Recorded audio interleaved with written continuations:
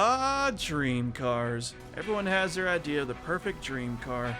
A sporty fast exotic, hand-restored classic, or a custom-built monster truck. To each his own. Problem I have with dream cars is that I don't have the same dream every night. It's always different. Most of the time I can't remember the dream I had anyways.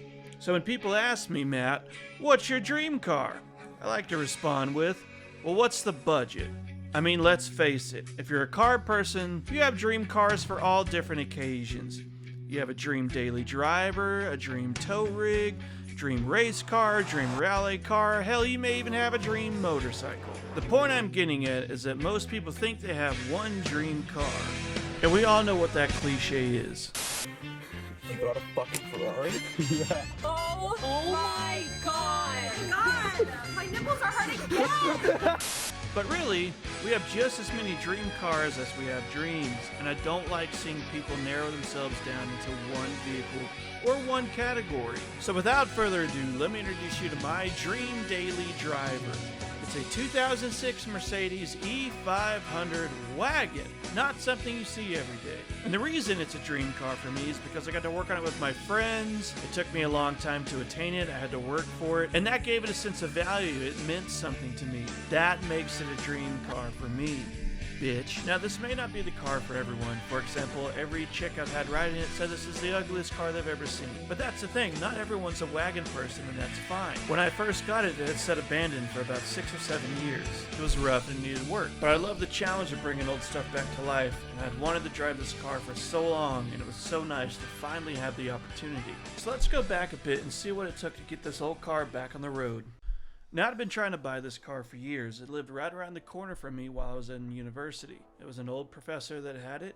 He was the second owner. His father-in-law had it and passed away. And when he got it, he drove it very shortly. And then the left front air strut blew, rendering the car immobile. He attempted to repair the car, but his wife suffered a stroke in sometime around 2017. And since then, the car's just sat there. Now, you can see here in these Google Maps images that back between January 2018 and July 2018, some kids had thrown a brick through the back window. That's why there's a towel covering it here, and you'll see more of that. There's broken glass and dirt all on the back of the wagon. But other than that, this car's had a pretty easy life under those trees. So anyway, between 2015 and 2021, about once a year, maybe twice, I'd go by this old man's house and ask him if he wanted to sell. And first it was yeah for $10,000, then $6,000, then $5,000, and finally I just shot him an offer for $1,000 cash. A month later, he accepted. And that brings us to today. Got a little paint coming off the bumper and a little ding there. This back glass is new. Somebody threw a brick through it, but he had it replaced. Good on him.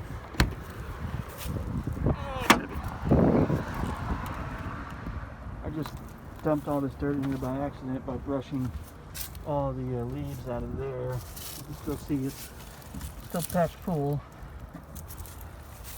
But it's got the back seats. I mean, it's still got the plastic protector on this rub rail. It's got the seats in there. They'll need to be cleaned. They're a little moldy. You can still, there's the seats. A little moldy, but that's okay. There's some of the glass from when the original window was broken out. We'll get all this cleaned up. It's got a nice 12-volt power outlet in the back. Cargo cover. Seats fold forward, so you got all kinds of room. I can't tell if that is that the, oh yeah, the headliner's sagging a little bit. See what it can do about that. But man, what a unit! What a car!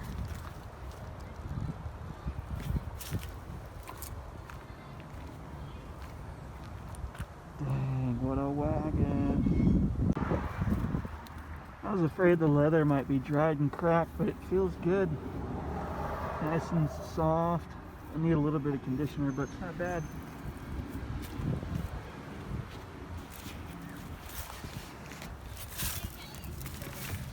Oh man. What a car, what a car.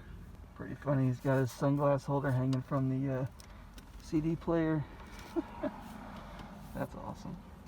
I mean, the wood, everything here is in great shape. I was afraid it might start delaminating, but no, it all looks great. Man, coming from a Jeep, these switches feel so good. Like quality switches. And it's got auto headlights, that's awesome. I guess fog lights, you gotta do something. Ah, there you go. 2-stage fog lights. Cool. It's got a weird cup holder. I don't know what the open and lock switches do. That's what it does. It just lifts out. Alright, we got my Jeep pulled up. Some jumper cables running to the battery. Leon said this thing would start and it would raise up. And I need it to raise up so I can get it on a flatbed truck and get it home. So I'm hoping if I give the battery some juice, wait a minute, it'll start. If it does start, that'll blow my mind because I thought for sure the fuel pumps would have been rusted out. But we'll see what happens. See if we get any life in it. Okay, let's see what, if anything, clock's moving, something's happening. I'm just going to turn the key a few times. I can hear the fuel pumps priming, which is a good sign. Let's see if she'll start. Nope. How many miles have we got? How many miles? Wow. 91,000. Wow. Dang. It's got just under half a tank of gas. Let's try it again.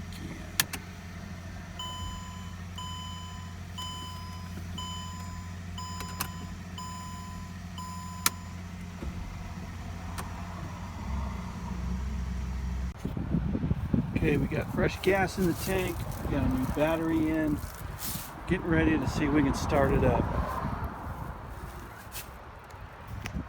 Okay, we got gas, new batteries, we're going to see if we can get it to start up. First time. We get a back shot of the corner, let's see if it, because if it starts it should lift up. I want to get a shot of that, please. New battery. Do so as we come together. Starting.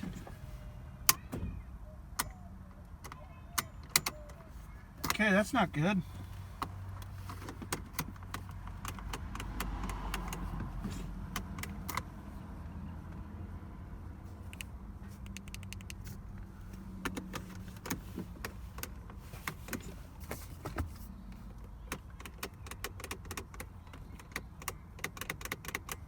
I think I just blew a fuse.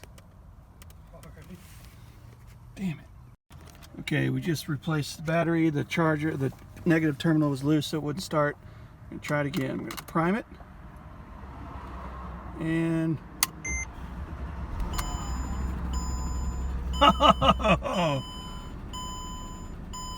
engine sounds a little rough. Smells a little rough.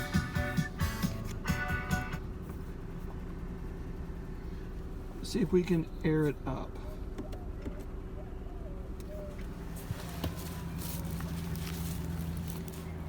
Okay, she's running, which is awesome. I need it to air up. Really hoping it airs up.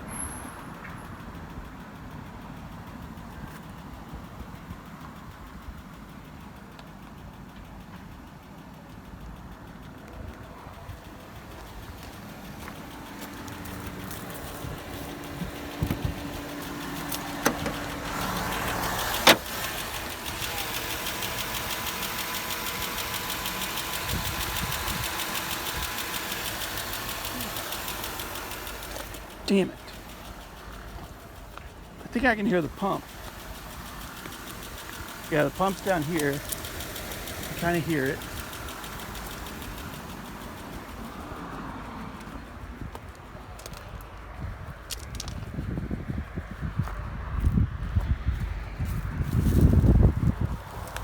Does not appear to be coming up. I need to replace the pump too. Yeah, probably. Damn it.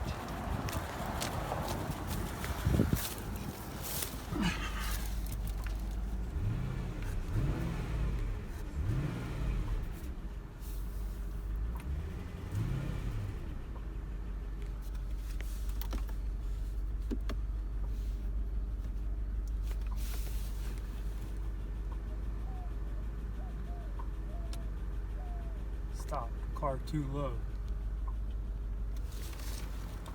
Is anything changing? Nope. Damn it. I think your pump is done. Yeah, I'm afraid so. Damn it. Sucks. Okay, well. Part of the deal I made with the old man who owned the car is that I'll give you $1,000 cash if I can fix it in your driveway and try and drive it out.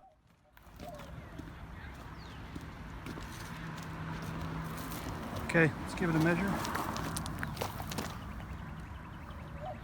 A foot. It's about a foot from the assembly, and then from top to bottom. Maximum is like 25 and a quarter Okay, total. cool. Let's try and compress this. 5 inches. So we had a really hard time getting this strut out because it's four-wheel drive and it was hitting the drive axle in here. So what we found that worked best for us is to actually use a ratchet strap and compress this. It's about just under 25 inches compressed, which is just enough to snake its way in there and put it or set it into place. So I'm hoping I can compress this new guy about that same distance and install it. It's not easy. Okay, so the way we got it on here, I'm using the bolts to kind of hold the hooks because they're pulling flat, which is perfect. They're not hitting the sensor. They're not going to scratch the threads because they're coated in rubber. I got it around this bottom support off the wire so the sensor's not damaged. And I'm just going to start ratcheting it down. Hopefully it pulls in a straight manner. Last thing I want to do is, you can see it's wanting to pull to one side and kink it. I don't want to damage that new bag, which is what's acting like it's going to do. So there, we're straightened it back. Pull again. Straighten it. Pull again. Straighten it.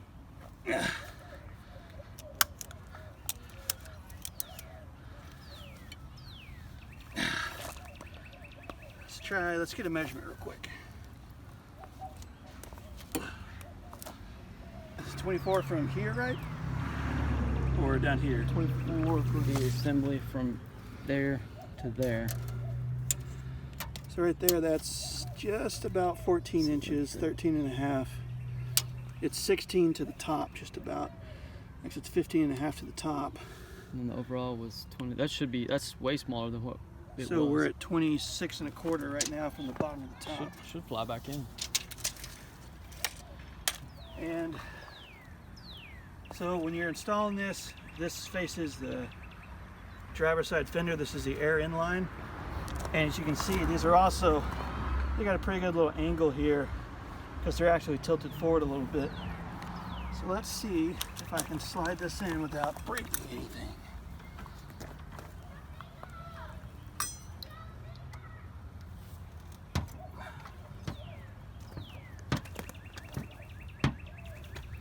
Oh, it's so close.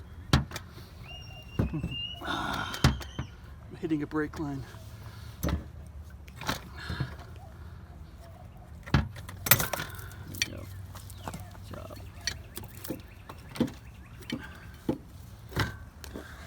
Oh, the upper control arm. Forgot about that guy. Shit, that's gonna be a bitch and a half.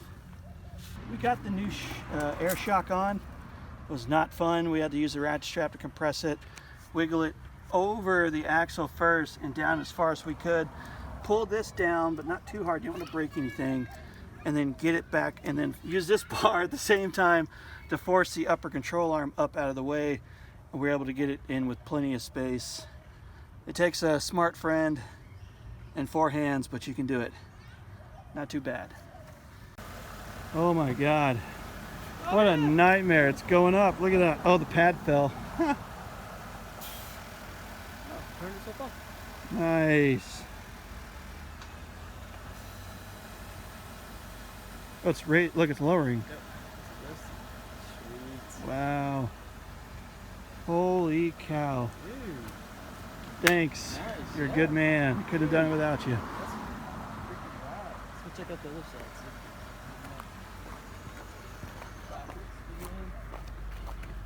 Oh, the brass fitting and the Yeah, she's up. yep. Shifts are even. Well, the airline blew off the top of the air strut on the left side. I hope the threads are not stripped because I am totally over messing with the front suspension.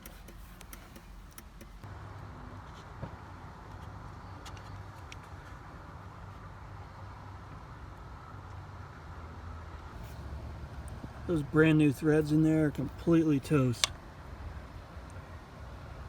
Just pulled them right out. Fucking drives me insane. Rolling off.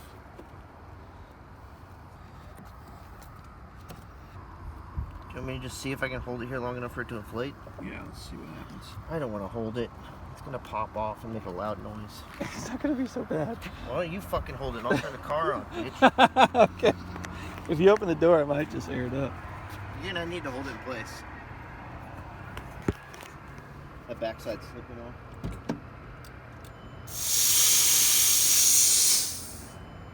Start it.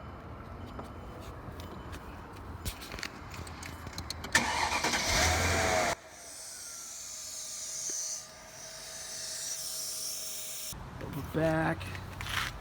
This little redneck engineering got us home.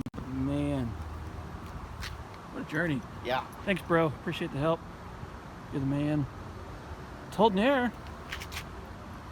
I think what I'm going to do is go get a brass fitting, an adapter, epoxy it in place to where the brass screws into brass, not plastic.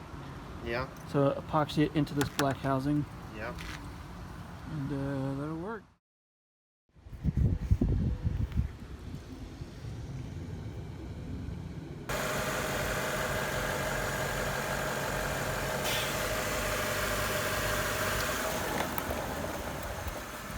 She's up. She's temporarily holding. I hope it's a permanent fix.